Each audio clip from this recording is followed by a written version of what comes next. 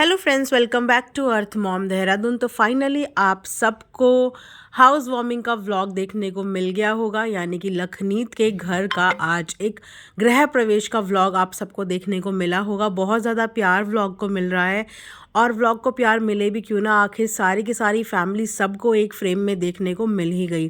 तो लखनीत की गृह पूजा में बहुत सारे लोग वहाँ पे मौजूद थे, उनकी फैमिली के हर एक सदस्य हमें वहाँ पे देखने को मिला, चाहे वो नीतू की फैमिली हो, चाहे वो लखन की फैमिली हो। सारे के सारे रिश्तेदार भी वहाँ पे मौजूद थे और बहुत ही अच्छे तरीके से गृह प्रवेश की पूजा संपन्न हुई। वहीं पे कुछ लोगों का कहना ये भी है कि क्यों आंटी जो है पूजा के टाइम पे वहाँ पे आई। मैंने अभी जस्ट आंटी के व्लॉग पे कमेंट पिन देखा जिसमें रिस्की एप बोलते हुए नज़र आ रहे थे, टू दोज आस्किंग अम्मू आप बीमार हो तो आप मंदिर क्यों गई। अम्मू मंदिर वैसे ही गई जैसे वो पूजा में गई, और जैसे पूजा में पार्ट नहीं लिया वैसे ही टेम्पल में भी कुछ नहीं करा, बस एज अ भक्त दोनों जगह गई विदाउट हर डायरेक्ट इन्वॉल्वमेंट। मंदिर तो हर घर के अंदर भी होता है, तो क्या एक लड़की या औरत उन 5 दिन में अपने घर से बाहर निकल जाए। Hope you got your answer, feeling sad for those who were trying to turn this issue into a controversy. Correct, इस तरीके की विचारधारा को ना प्रमोट नहीं करना चाहिए। और ये सही सी बात है कि अगर आपके घर में कोई खुशी का पल है तो उसमें अगर आपके पास ये मंथली इश्यूज हो गए हैं तो क्या आप उस पूजा का हिस्सा नहीं बनेंगे? बिल्कुल बनेंगे। उन्होंने जो परहेज इन दिनों में किया जाता है वो दूरी बना के रखी थी। तो मुझे समझ में नहीं आता कि ऐसे विचारधारा को इंसान कहाँ से लेके आ जाता है। एक खुशी के पल में भी, एक अच्छे टाइम पे भी कैसे इतने नुक्स निकाल लेते हो यार।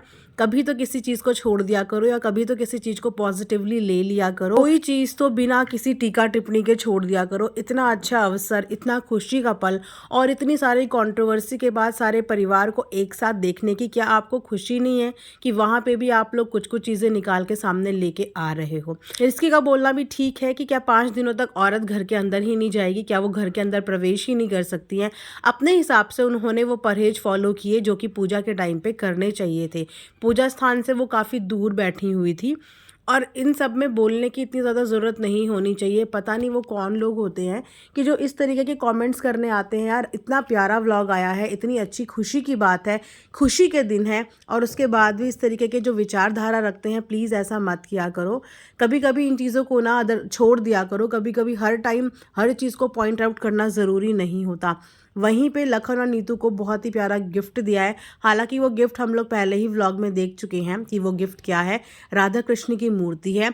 तो कुछ लोगों का कमेंट सेक्शन में ये भी कहना है कि आंटी ने नीतू को गले नहीं लगाया, जैसा कि लखन ने अपनी वीडियो में बताया। पहले ही उन्होंने बोल दिया था कि कुछ चीज़ें समय लेती हैं अपना, और वाकई में कुछ चीज़ों को समय देना चाहिए। अगर हर चीज़ की जल्दबाजी मचाओगे तो आप लोगों को खुद चीज़ें फेक लगेंगी। फिर वही लोग जो आज ये बोल रहे हैं कि गले नहीं लगाया, फिर वही लोग ये बोलेंगे कि इतनी जल्दी गले कैसे लगा लिया। तो इंसान करे तो क्वेश्चन, इंसान ना करे तो भी क्वेश्चन। अरे ये रिश्ते हैं, कोई कठपुतली का खेल नहीं है। फीलिंग्स हैं, उनके अंदर भी फीलिंग्स होंगी, उनके अंदर भी फीलिंग्स होंगी, दोनों की फीलिंग्स हर्ट हुई होंगी। तो सामने वालों को थोड़ा सा समय दे दीजिए, थोड़ा सा वक्त दे दीजिए चीज़ों को सेटल डाउन करने के लिए। टाइम हर चीज़ को हील कर देता है। अगर यही जल्दबाजी पहले मचाते तो वो वाले कनेक्शंस ना बन पाते।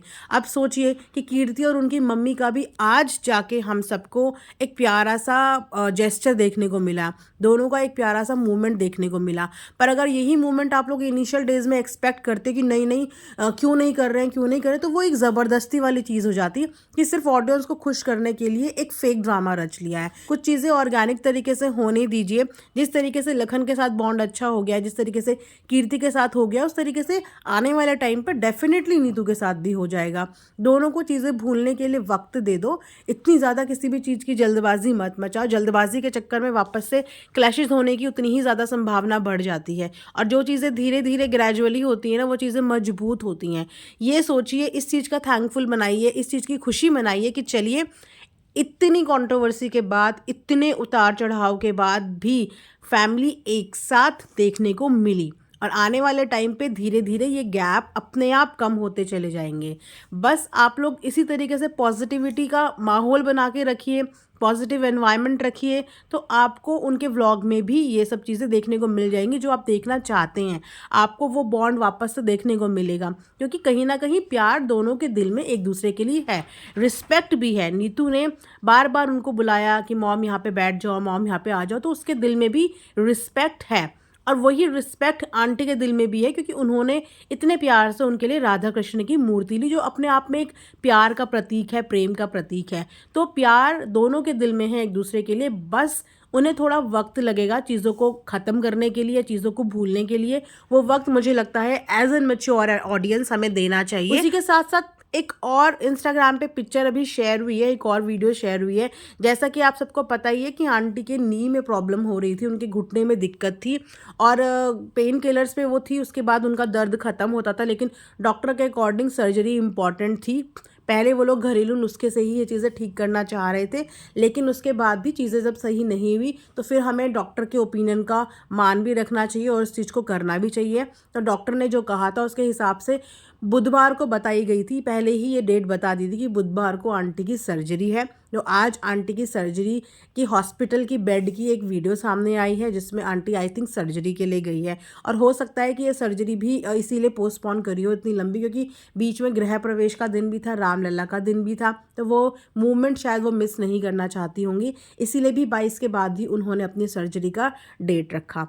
तो बस इसी विश के साथ कि आंटी की सर्जरी अच्छे से हो जाए, वो जल्दी से जल्दी रिकवर हो जाए, इसी विश के साथ ये वीडियो मैं एंड करती हूँ। And thanks for watching earth mom Dehradun.